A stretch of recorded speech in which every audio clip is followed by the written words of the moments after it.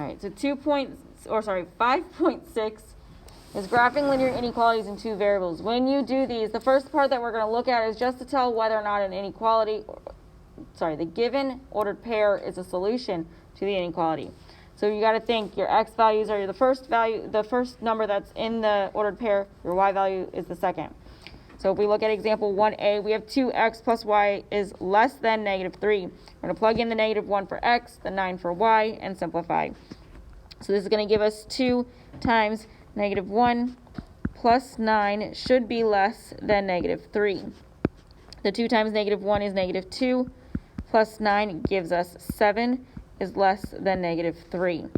So ask yourself, is 7 less than negative 3? No, it's not. So the negative 1, 9 is not a solution.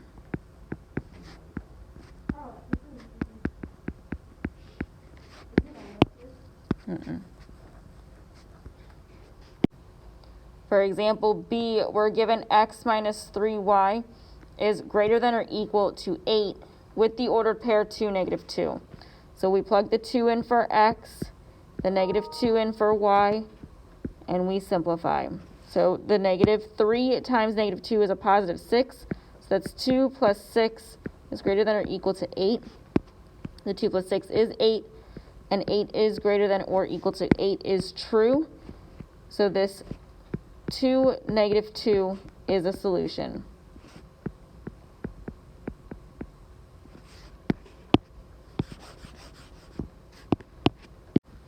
For example, C, we're given x plus y is greater than 0, and we have negative 2, 2. So this is going to be negative 2 plus 2 is greater than 0. Negative 2 plus 2 is 0. 0 is not greater than 0, it's equal to. If it said 0 is greater than or equal to 0, then you'd have a true statement. This, though, says that it's just greater than, and it is not. So that negative 2, 2 is not a solution.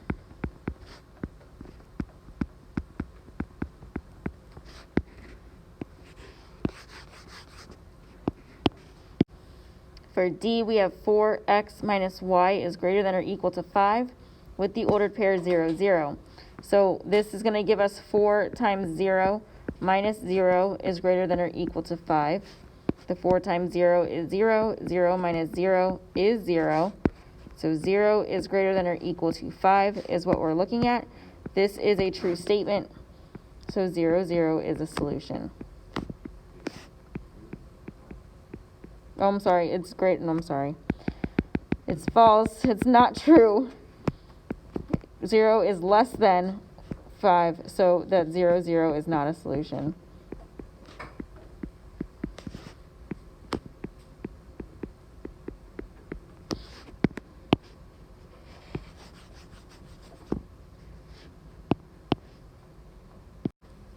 For example, E, we have 5x minus 2y is less than or equal to negative 1 with the ordered pair negative 4, negative 1. So we're going to plug the negative 4 in for x, the negative 1 in for y. This is going to give us 5 times negative 4 minus 2 times negative 1 is less than or equal to negative 1. The 5 times negative 4 is negative 20. The negative 2 times negative 1 gives us a positive 2. Oops. The negative 20 plus 2 is negative 18 is less than or equal to negative 1. This one is a true statement. So the negative 4, negative 1 is a solution.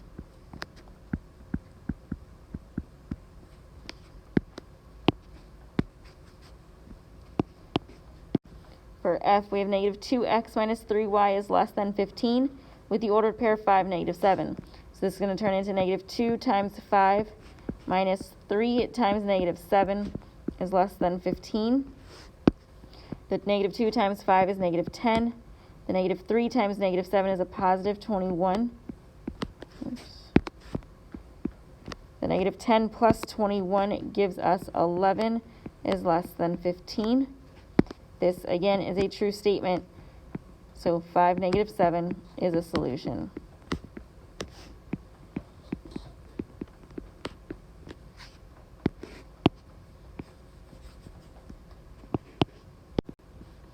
So the next part of your lesson goes over graphing these linear inequalities that have two variables.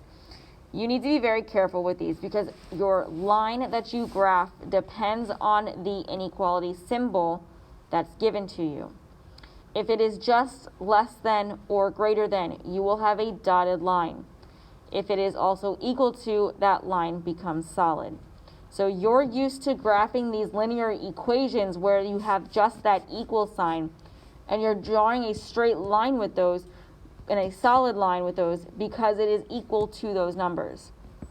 These inequalities don't necessarily equal the number unless you have a greater than or equal to, less than or equal to sign. So like I said, you need to be very careful with these.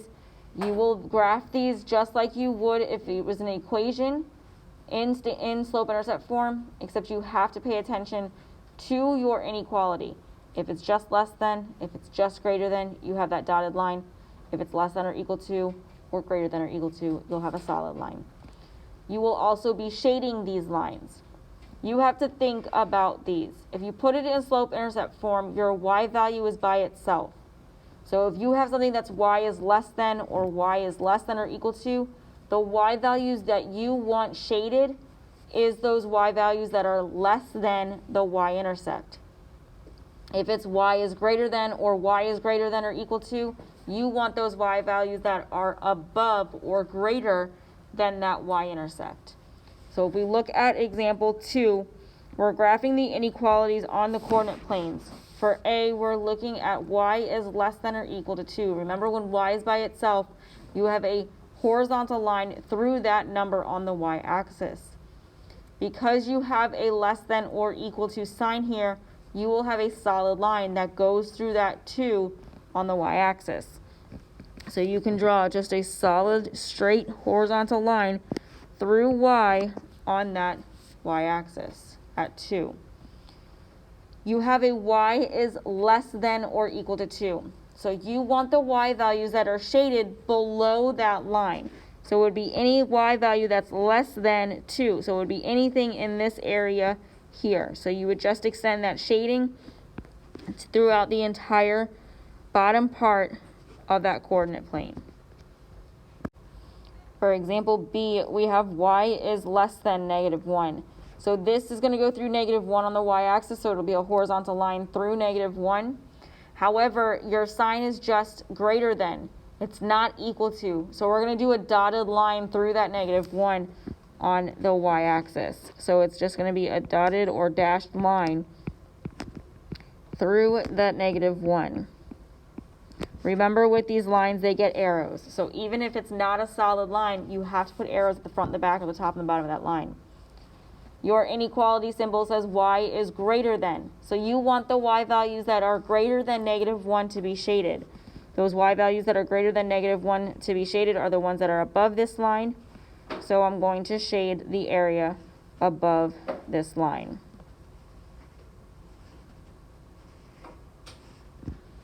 I'm going to make sure this goes throughout the entire coordinate plane from side to side here.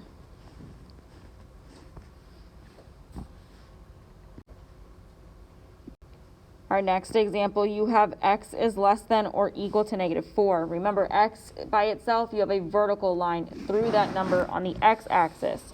So -4 is where we're going through the x-axis. Our symbol is also equal to, so we're going to draw a straight vertical line that's solid through that -4 on the x-axis. Now, look back at your inequality sign. You have x is less than or equal to -4. So those x values that are less than -4 are the ones you want to be highlighted or shaded. So it would be anything to the left of that line. So take that shading and put it all the way through that part of that coordinate plane. For example 3, we are given these equations now that are not in slope-intercept form. So we're going to be turning them into slope-intercept form, so we're just going to get the y by itself, use our y-intercept, use the slope, graph the rest of the ordered pairs that go through the entire coordinate plane, then draw the line through those ordered pairs. So with example A, we're given -x plus 2y is greater than 2. I'm going to get my y by itself here, so I'm going to add the x to both sides. We have 2y is greater than x plus 2. We divide each side by that 2, which means we divide each term by that 2. So y is greater than 1/2 x plus 1.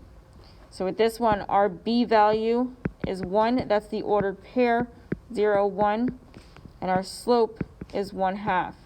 So from that 0, 1, we're going to go up 1 to the right 2 to plot our next points. So looking at that 0, 1, that's here. Then up 1 to the right 2, we have a point here. And then we're going to continue that pattern throughout the entire coordinate plane. I'm also going to go down 1 into the left 2 to get those other ordered pairs to the left of that y-intercept. Now I'm going to look back at my inequality symbol. I had that y is greater than 1/2 x plus 1. Y is greater than. It's not equal to. So I'm going to have a dotted line through these points. I draw my arrows throughout my entire, or on my line to represent that that line continues to go. And then I look back at my sign from my y-intercept form equation. Y is greater than. If y is greater than, we want those numbers that are greater than that y-intercept of that 0, 1 to be shaded. So the shading is going to go above that 1. So it'll be anything in this area that's shaded. For example B, we have y plus 4 is less than or equal to -4. X plus y is less than or equal to -4. We're going to get that y by itself. So we're going to subtract the x from each side. And this is going to leave us with y is less than or equal to -x minus 4. I have my slope-intercept form. My y-intercept gives me a b value of -4. So that's going to be the ordered pair -0, -4. And then my slope is -1. So I'm going to go down 1 to the right 1. Plot that 0, -4 first. It's going to be here. Then I'm going to go down 1 to the right 1. I continue that trend that's happening throughout my entire coordinate plane. Do it in the opposite direction as well.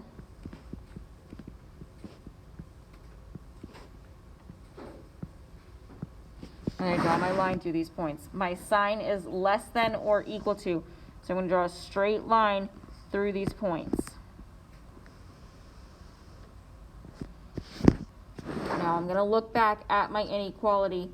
That's that y is less than or equal to. If y is less than or equal to, I want those y values that are shaded that are below that -4. So it'll be those values that are less than that -4, which means my shading goes below that line.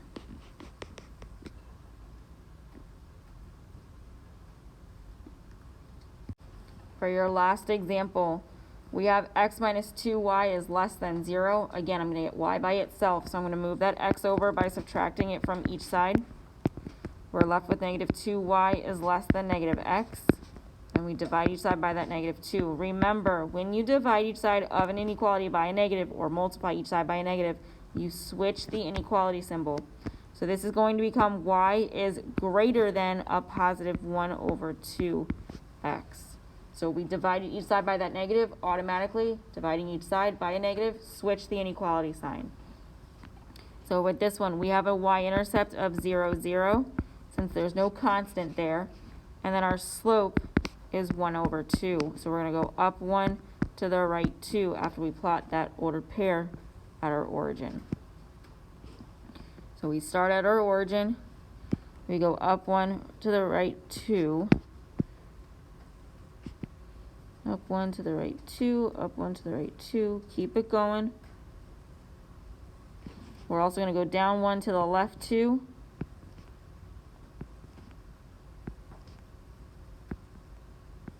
And then this line is going to be a dotted line or a dashed line because it is just greater than. So we're going to do those dashes through those points. Put our arrows.